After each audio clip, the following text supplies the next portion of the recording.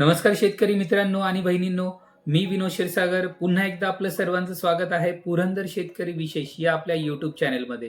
तर मित्रांनो, आजचा अतिशय महत्त्वाचा असा व्हिडिओ राहणार आहे शेतकऱ्यांसाठी. मित्रांनो, पुढे जो मी तुम्हाला व्हिडिओ क्लिप दाखवणार आहे तो नक्की कुणाचा आहे ते मला माहीत नाहीये, पण हा शेतकऱ्यांसाठी खरोखरच विचार करायला लावणारा व्हिडिओ आहे.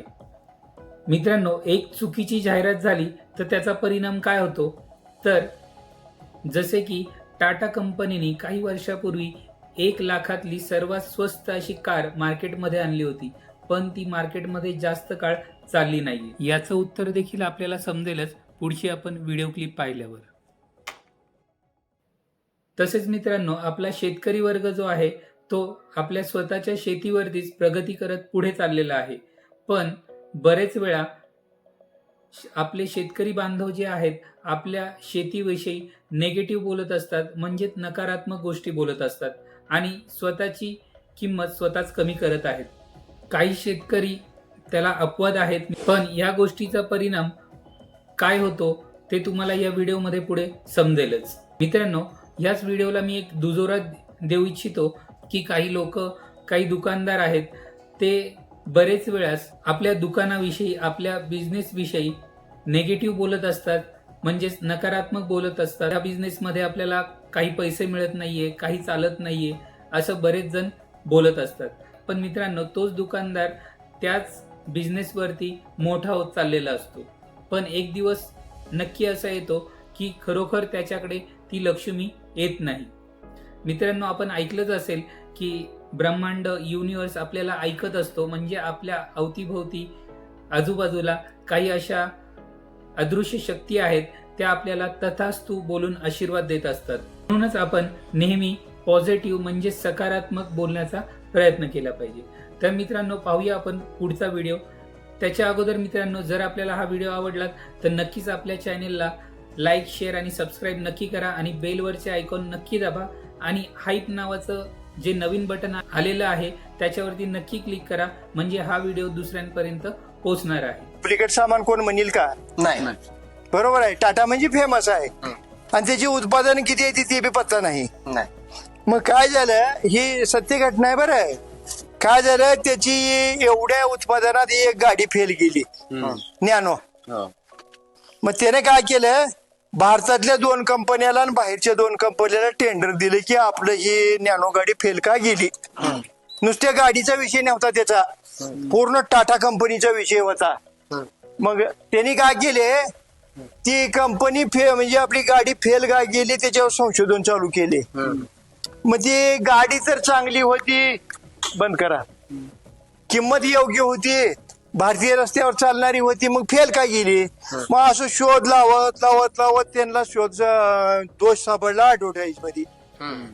मग काय दोष निघाला, तर टाटानं काय केलं, तर ती गाडीची निर्मिती करताना की माझ्या भारतातल्या गरिबाचं स्वप्नपूर्ती होण्यासाठी लाखात गाडी काढत आहे, म्हणजे लाखात कोणचा बी माझा भारतातला गरीब वापरावं, गरीबाचं स्वप्नपूर्तीसाठी नॅनो गाडी म्हणून त्याचे ऍडव्हर्टाईज लावले. म्हणजे दोष का निघाला माहित आहे का, भारतीय लोकांची माइंड ही ह्याच संशोधन केले त्यांनी, आणि ही गरीबाची गाडी म्हणून जी ऍडव्हर्टाईज झाली ती मार्केटमध्ये आल्यावर काय झालं की ती नॅनो गाडी घ्यावं तर आपल्याला गरीब म्हणते ती, ऐका तर ती त्यानं वाईट गाडी म्हटलं नव्हतं, गरीबाची गाडी म्हटल्यावर त्याचा एवढा दान म्हणा, त्याचे 1,00,000-2 लाख उत्पादन असतील, पण एक उत्पादन ऍडव्हर्टाईज मुळे फेल गेले आणि ती कंपन्यांनी काढून दिल्या बरं त्यांनी, की ह्या ऍडव्हर्टाईज मुळे ह्या भारतीय लोकांवर ही गाडी चालली नाही. खरं का खोटा आहे, खरं का? मग आपल्या शेतकऱ्याच्या ऍडव्हर्टाईजचं काय नुकसान होईल सांगतो तुम्हाला. काय झालंय, शेतकरी लॉस मध्ये आहे. शेतकरी शेती परवडना, ती पाणी पुरवना, ती रोग हटना, ती माणूस काम करना, भाव लागना, किती बी रोग आहेत ते समजा. ही मार्केटमध्ये कळालं कसं, हे रोग कुणाला माहित आहे? शेतकऱ्याला. त्या मुंबईच्या व्यापाऱ्याला माहित आहे? ह्याच झालंय काय सांगतो तुम्हाला.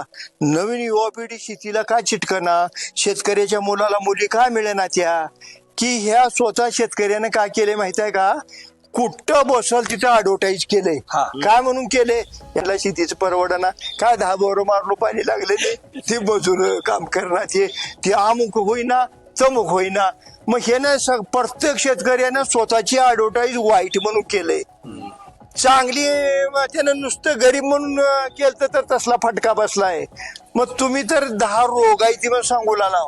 आता उद्या तिथं तुमच्या गावात अति श्रीमंत माणूस आहे, त्याला एकच मुलगी आहे आणि त्यानं त्याचे सुतगिरणी कारखाना आहे, 1000 एकर जमीन आहे, मुलगी नंबर 1 ची देखणी आहे आणि त्याने सगळा बायोडाटा लिवला आणि खाली मुलीला कॅन्सर आहे म्हणल्यावर कोण करून घेईल का? नाही. मग ही झालंय काय सांगतो, शेती बेकार म्हणून शेतकऱ्याने ऍडव्हर्टाईज केली. घरात जेवायला आलं, वट्यावर बसणं, कार्यक्रमात गेलं की ह्याचा टोलाचा आहे सगळ्याचा.